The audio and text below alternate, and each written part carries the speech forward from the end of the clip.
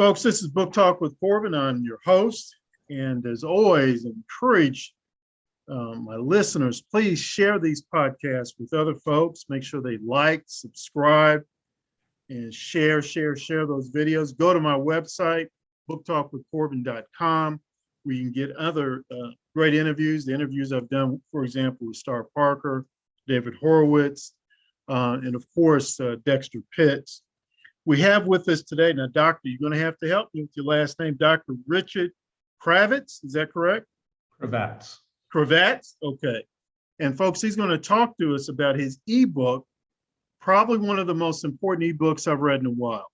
As you can imagine, I do a lot of reading for this podcast, but when I read this, I said, no, I'm bringing this man on.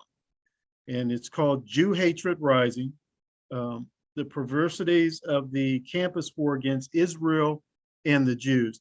Now, Doctor, can you tell us very quickly where we can get a copy of that ebook? Yes, it can be downloaded at no cost as a PDF at stopcampusjewhatred.org. All one word. Stopcampusjewhatred.org. Exactly. Okay. And Doc, what I'm going to do, I'm going to start off with reading a little bit from the foreword of the ebook, if that's all right with you. This is a quote: "The crisis of anti-Semitism threatening our nation and our universities has only grown in recent years. In the following essays, Dr. Cravatt exposes the lies and misrepresentations of the pro-Palestinian movement on American campuses, revealing its true roots in the ancient animus of Jew hatred and the genocidal threat of Islamic supremacism." And then this is a foreword written by Sarah Dogan, National Campus Director of David Horowitz Freedom Center. And she concludes, the fact that so many demonstrators feel comfortable with, listen, openly supporting a terrorist group with the single purpose of murdering Jews indicates quite dramatically how prevalent and acceptable genocidal Jew hatred has become on campuses in America and Europe. Dr. Cravatt concludes, this succinct but impactful collection of essays provides an essential antidote to the perverse Jew hatred and pro-terrorist sentiment that have overtaken American campuses. I thought that was a pretty powerful forward. And I was just hoping maybe she's exaggerating. Maybe there's some exaggeration in there. Doctor, is there a possibility there's just a little exaggeration in there at all? Or is this... I wish there was. And let me give you some specific example of some recent campus activity that demonstrates how inverted morally and ethically students and faculty have become in their discussions about Israel and the Palestinians. In May, after 4,000 rockets had rained into southern Israeli towns from Hamas out of Gaza with the express purpose of murdering Jews, randomly, civilian Jews, not soldiers. Right. And the government of Israel was finally forced to protect its citizenry from being murdered, to send in some forces to suppress this rocket fire. At that point, hundreds of university departments, faculty members, academic organizations, gender studies departments, and others issued statements of solidarity. And who did they issue this solidarity with? Who were they standing with? The Jewish democracy that was under assault by homicidal terrorists from Hamas who were trying to murder Jews in their sleep and shoot at kindergartens in southern Israeli towns? No, they were expressing their proud solidarity with the Palestinians and Hamas, and denouncing all of Israel's attempts to defend itself. What any nation on earth has the moral and legal right to do when they're under attack by people wishing to kill their citizens. Let me get some clarity here for my listeners. 4 4,000 rocket attacks. Now, we're not talking about, I don't know, just firecrackers. We're talking about rockets. If there's a direct hit, it's going to kill people. The shrapnel can kill people. And 4,000 of these, it wasn't until 4,000 was done that Israel responded. Is that correct? Have I got this right? Yes. And these were not 4,000 rocket attacks against military units or facilities, just against the general population. 4,000 of these rockets against the general population. Do I have that correct? Yes, and it's important to note that each rocket firing constitutes a war crime under the Geneva Convention, that if you aim a weapon at civilian populations and don't designate a specific target that has some military or strategic importance, it's a war crime. But it's interesting that in all of those statements, the only group that was accused of war crimes was Israel, because they were accused of mounting a disproportionate response to the rocket attacks. Can you imagine if terrorists in Mexico were shooting into Texas over a period of weeks and had lobbed 4,000 rockets into Texas towns aimed at civilian neighborhoods? And we responded, and then the UN and others denounced us as being too aggressive and disproportionate in our response. A country that's under attack has no moral or legal obligation to withhold response and make it equivalent to the response that it received from the aggressor, right, or from the, right, terrorist. And unfortunately, Hamas has this dangerous and immoral practice of embedding itself in civilian neighborhoods, in mosques, in schools, and storing weaponry there, knowing that when Israel, even when it tries its best, is going to kill some Gazans as collateral damage. Mm-hmm. And some of them will be killed by explosives that go off, or by Hamas's own rocket fire, which happened a number of times where Gazans were killed by Hamas itself. So Hamas knows this very well and knows that Israel will be blamed. Right. So you're basically saying Hamas, which is supposed to be a political group, and it's been elected to be the ruling power, in, I think, in the Gaza Strip, they're using civilians as human shields. It's exactly. Sort of like if I rob a bank, the police are there, I'm going to grab the teller, put a gun to her head. Hey, you shoot me, I'm going to shoot her. And I try to make an escape. You're saying Hamas is basically doing that. Exactly. And Alan Dershowitz, the Harvard law professor, has called this the dead baby strategy. And it's been part of Hamas's very effective public relations strategy, even though it's ghoulish when you think about it, that they're willing to sacrifice their own citizens on behalf of their campaign to demonize Israel. And the way that much of the world is already slanted and biased against Israel, mm-hmm. that they treat it in a way that no other nation would be treated if it tries to defend its citizens from assault. Mm-hmm. Israel had done nothing to receive those missiles in the first place, and it certainly has the right and obligation to protect its citizens from further assaults. And Israel has been described by its supporters and by Richard Kemp, for example, Colonel Richard Kemp, as being one of the humane and fastidious armed forces in the world, because they go out of their way at mm-hmm. the expense of some of the Israeli soldiers to not have collateral damage of innocent Palestinians, even though Hamas is stacking the deck in a way that almost ensures that there will be civilian deaths. Okay.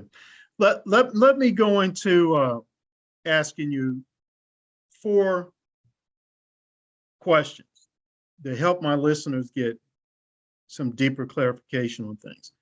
First of all, is it true that it's in the Hamas's covenant or some type of founding statement that they're all about the complete and utter destruction of the state of Israel. Yes, and more than that, they are for murdering and killing Jews wherever they are. So the idea that Hamas, and in representing the Palestinians, is interested in creating a Palestinian state living side by side with Israel is a complete fantasy. It's a misreading and misunderstanding of their true intentions. The intentions of the radical Palestinians, including Hamas, of course, is not two states living side by side in peace, but the absence of Israel. The creation of a Palestinian state has never been the objective of Hamas, certainly, or even Fatah, if you scratch deep enough below the surface. The objective is the extirpation and the elimination of a Jewish sovereign nation in what is perceived to be Muslim land forever. So Yes. the Hamas covenant not only asks for the complete annihilation of Israel, but the murder of Jews wherever they are, not just in Israel, but wherever they are. It's a genocidal document, and they are a genocidal organization. Complete killing of all Jews, men, women, and children, period. Okay. Right. I want you to respond to, and I've heard this a lot, well, you know, the Jewish lobby, we should be opposed to the Jewish lobby. Is there such a thing as the Jewish lobby, or what's your feeling on that? What's your thought on that? Well, you're aware that about 15 years ago, Stephen Walt and John Mearsheimer from Harvard's Kennedy School and the University of Chicago wrote a controversial book called The Israel Lobby, in which they tried to prove that there was this secretive, underhanded cabal of Jewish interests that were so powerful and so wealthy and so influential that they have taken control of Congress. And even though in their minds, we should not be supporting Israel because it's detrimental to America's reputation, that we do support Israel. And the reason they concluded was that this pernicious Israel lobby, the Jewish lobby, was working behind the scenes to manipulate lawmakers and policymakers and diplomats to be good to Israel at the expense of our other allies. And they don't think this is a good thing. You're familiar with the forged Tsarist document, the Protocols of the Elders of Zion. Yes. Many people, when the Israel lobby was published, compared it to that because it was the same anti-Semitic trope that tried to assign to Jews the idea that they work behind the scenes, that they're not loyal to their host country, America, that they have unusually high amounts of influence and money and power, which they use to make politicians and others do their will. This is a insane anti-Semitic trope that tries to make Jews look bad in yet another way, and disloyal to America because it presupposes that American Jews who support Israel have a dual loyalty, that they care more about Israel than they do for their own country. It's a dangerous and at base anti-Semitic attitude. Okay. What's your response to this? And I know I've heard this a lot on college campuses. Zionism is white supremacy. Well, you know that American campuses are now race obsessed. And the greatest crime you can commit in 21st century America and elsewhere is to be a racist. And white people and Jewish students particularly are now considered to enjoy white privilege.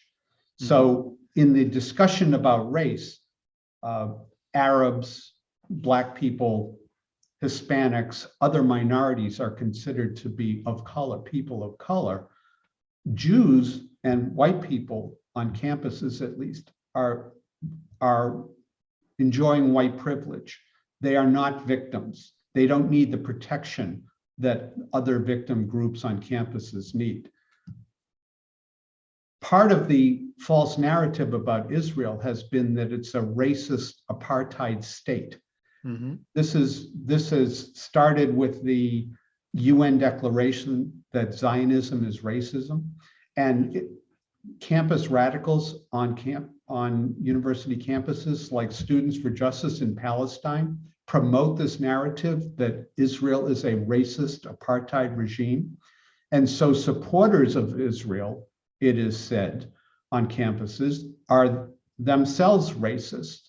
And when Trump was elected, the idea that conservatives and pro-Israel people and white people and Republicans were white supremacists started to be promoted as a theory, particularly with Steve Bannon in the White House and so forth. There was another way of diminishing Trump's reputation and moral standing by calling him a white supremacist.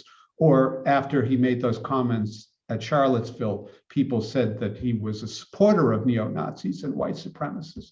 Mm-hmm. You hear very often on campuses, or you see at demonstrations, anti-Israel demonstrations, where they accused Zionism of being equivalent to racism, and that Zionists are white supremacists because they support Israel, and Israel is portrayed as a white majority country that oppresses brown Arabs. So it becomes a racial thing. There's nothing racist about Israel and its relationship to the Palestinian Arabs.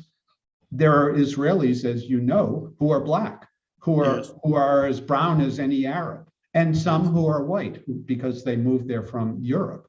But to say that Israel is like South Africa, where a white minority was controlling a Black majority and had laws institutionalized and systemic racism that was part of the laws, has no analogous reference to Israel at all. I'm glad you took it there, and I'm going to say something real quick, and just be patient with me as I make this statement.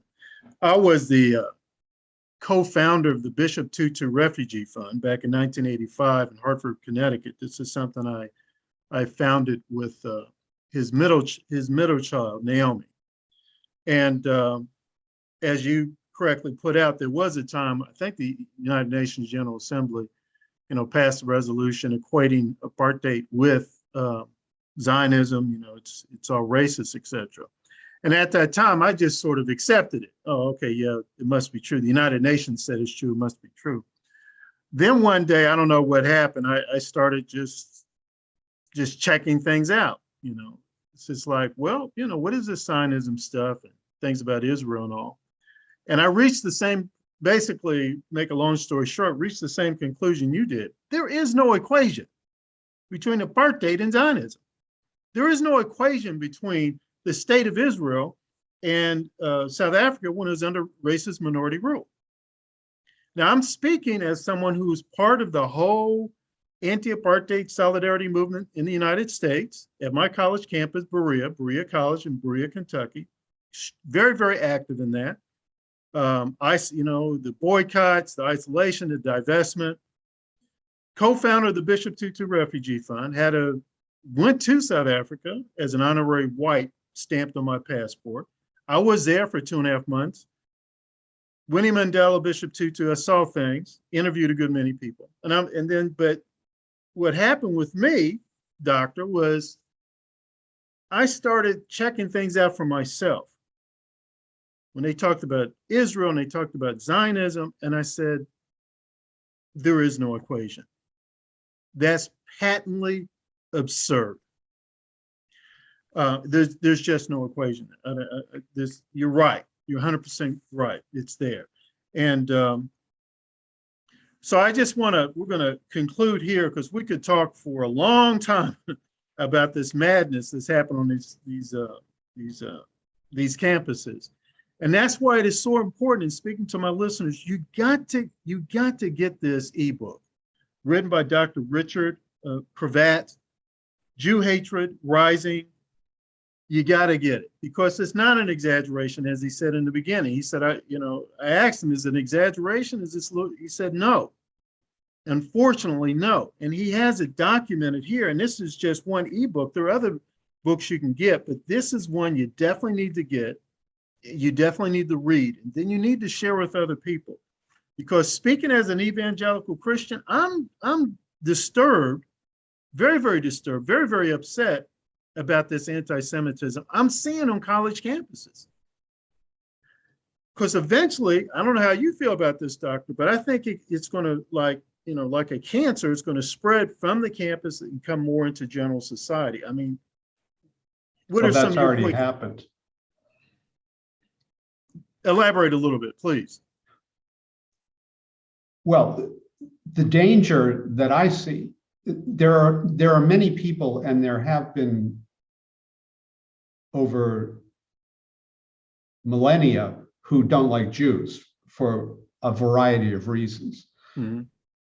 The existence of Israel has made it convenient, as I think I mentioned to you, for people that hate Jews to not have to go public with that animosity and pretend that they don't mind Jews, they just despise Israel, the Jewish state. Mm-hmm. So it's difficult to tell sometimes if a person actually cares about the Palestinian cause or doesn't really care about the Palestinians at all and is using Palestinian self-determination as a way for them to express their hatred towards Jews and the Jewish state. Mm-hmm. Because how else can we explain the obsession with Israel, the one country, yes, where the majority of resolutions at the UN Security Council are against Israel, more than all other countries combined, this little tiny country. Yes. When Uyghur Muslims in China are being interred in virtual concentration camps, and Uyghur women are being forced to abort babies and use IUDs to prevent any more births, that they're talking about apartheid in Israel. And Human Rights Watch and Amnesty International this year released reports confirming the false idea that Israel practices apartheid, because they redefined it in a way that makes it totally different than what existed in South Africa. But yes, but they did it so that people could quote those reports, which they did in those statements of solidarity that I mentioned earlier during the May incursions into Gaza. All of those statements included language that said that Human Rights Watch had called Israel an apartheid state. And even though it was false, it gains traction. And the danger is that if something existentially dangerous happens to Israel, where Iran wants to eliminate it with a nuclear weapon, for example, who would rush to support a nation that is accused of being the new Nazis, that is practicing apartheid, that is an oppressive colonial regime depriving an indigenous people of their rights and human and civil rights? Maybe a lot of people will say, I don't want to help Israel because it's so awful. Right. Even though it's false. I completely agree with you. And again, that was our whole thinking in the anti-apartheid solidarity was to delegitimize the state, to delegitimize it totally. And this is why I want to emphasize to people. Again, I was the co-founder of the Bishop Tutu Refugee Fund. I spent time with Bishop Tutu himself, the family in South Africa and all. I don't know what the bishop's position is on certain things, but I can tell you as a person who's done the study, extensive amount of study, research, witnessed things for myself. I wrote a small booklet called Apartheid, the Untold Story. There is no equation between apartheid and Zionism. There is no equation between racist minority group, apartheid South Africa, and the modern state of Israel. There is none. It's not there, folks. It's a lie. It's a brazen lie. And you raised an interesting point. Even though there was a worldwide condemnation of apartheid in South Africa, there was never a call to destroy South Africa and to purge it and to kill all of its white citizens Right. That's and right. to eliminate South Africa totally, as there is about Israel. So it's not Yes. only Israel, like any other country, should be criticized if they're doing something wrong or immoral or illegal. And no Israeli or any defender of Israel has any problem with Israel being criticized. But the type of criticism, which is way disproportionate to any other country, solely focusing on Israel and Israel alone, while other countries and totalitarian regimes such as China and Iran and Yemen, North Korea, are treating their citizens and their neighbors in much more pathological and perverse and illegal ways than Israel. And yet we focus relentlessly on Israel. That's a type of anti-Semitism, according to the International Holocaust Alliance definition of what anti-Semitism is in a contemporary sense. Doctor, I want to thank you so much for your time today. We're gonna conclude here. Again, could you please let my listeners know where they can get your ebook, Jew Hatred Rising? Thank you so much. Appreciate you, but Doctor, maybe we can do this again sometime. Nice being with you.